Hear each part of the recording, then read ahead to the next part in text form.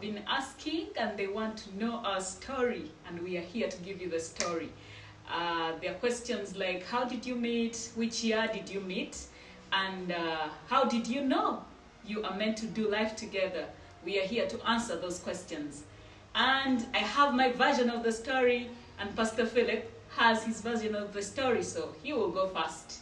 So, everyone's dream, well, maybe not everyone, but those who hope to get married, it's always something you're always looking forward to, prayerfully, and also, looking all around, who will I marry? For me, the journey was a long one, if I should say, and I wanted to get married a little early, but it wasn't the case. Sometimes we want something our way, and God has His own plans. But it was 2015, after many years of praying and trusting God for a marriage partner, that I went to attend the Global Leadership Summit in Kampala. It was at Imperial. My first time attending the GLS, I had gone to register my name to go into the conference hall.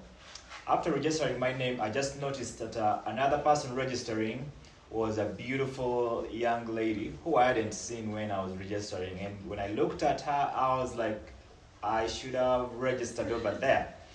Well, I looked at this beautiful young woman. That is 2015, November 8th.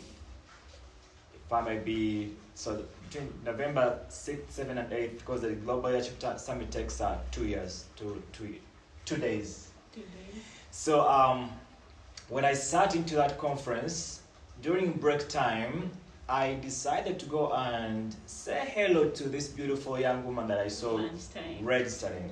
Yeah. Lunchtime? Yeah. So I came out. I didn't know how to, start, but I was just like, hey, how are you?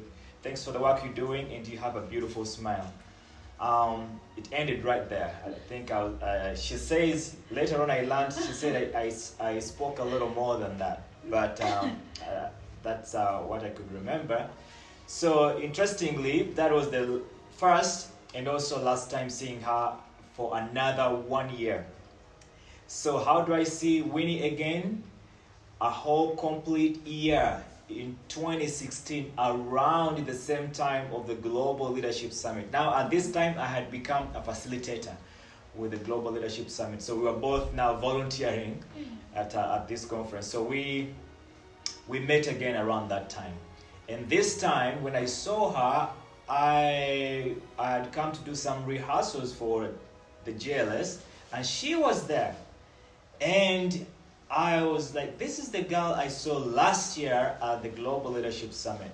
I wanted to say hello at that moment, but it didn't work. I think she was busy with a program, and we were busy with preparation as well, because she was doing ushering and also registering, basically volunteering for the Global Leadership Summit. So this time, when we went again for the GLS, I saw her doing the same thing, registering for people. But this time I was a facilitator, I didn't need to register. So I was figuring out how do you now start a conversation. Thankfully, since both of us were volunteering for the GLS, we had this, t-shirts, and we were in the same circle and all that. It made it really easy to connect. So I remember a friend inviting me. She was seated on a table with a friend, and a friend called me and said, Pastor, do you know Winnie?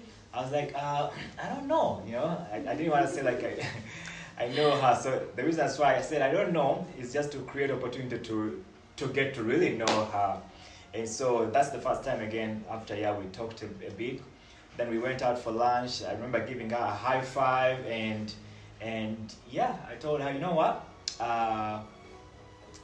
It was just good working with you and all that. But what made things much easier, she told me that she had a question for me, and that she would ask me the question at the end of the day's training, which I was really looking forward to that question. I wasn't sure what it was, but I was imagining all kind of things.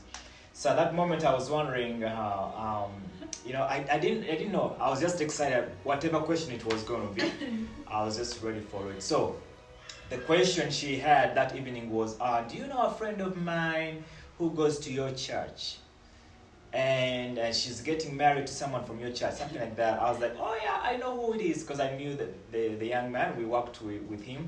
So apparently he was going to marry Winnie's friend, someone she had known for a long time. So that gave us a conversation starter, which ended into, oh, it's, nice talking to you. Let's keep in touch. And I was like, I don't have your number. Can I get your number? We exchanged contact, and at that moment I was just like, man, I can't wait to get in touch and to maybe take her out for a cup of coffee, which it took me a couple of days calling or even writing to her, because I didn't want to start something that I wasn't very sure it was going to lead anywhere. So I spent a couple of days thinking and reflecting, what do I want to do with this? Is it just going out for a cup of tea, or is this someone that I would really end up with? Those questions were many. I couldn't answer them right away, but it gave me a couple of days to really think through. And guess what? After 2-3 days, sent her a text. In that conversation, we ended by me asking her if I would take her out for a cup of tea, to which she said, okay. So we went to a place near her house, because she was living with her parents, and I didn't want to take her to a far place. So I took her to a place near her house so that I could easily drive her from that place to her parents' home. But as we were having a cup of tea and talking and listening to her and hearing her heart, the conversation is so long. I can't say everything we talked about, but I remember thinking, this girl, if she is not dating anyone, I'm going to ask her out and she will be my wife. Just from that conversation, there is something about her love for God. I mean, I'm speaking about the spiritual things, but the first things were, she's beautiful, she's attractive, she's intelligent. But in that conversation, I was just like, man, this girl is unique. She has something that I was looking for a long time. So, but I wasn't sure if she's dating or seeing someone, and I dared ask her.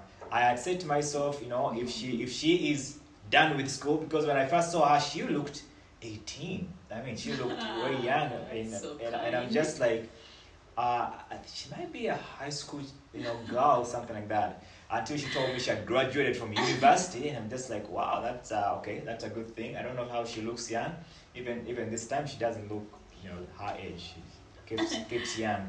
But the answer to the question if she was dating someone was a no, and she was saying, she decided to wait and pray that God will bring her a husband. She didn't want to go around with boyfriends, breaking up with this one and loving the other, and so, which I also found very, very unique. And long story cut short, I decided from that day to pursue her, and in our subsequent meetings, I was just like, very convinced this is the girl I wanted to spend my life with, the rest of my life with.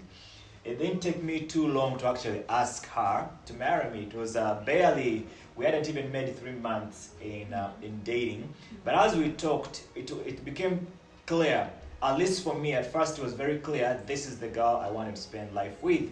And she gave me the impression she was comfortable with that, but she still needed some time to think and all that. So I was just like, what?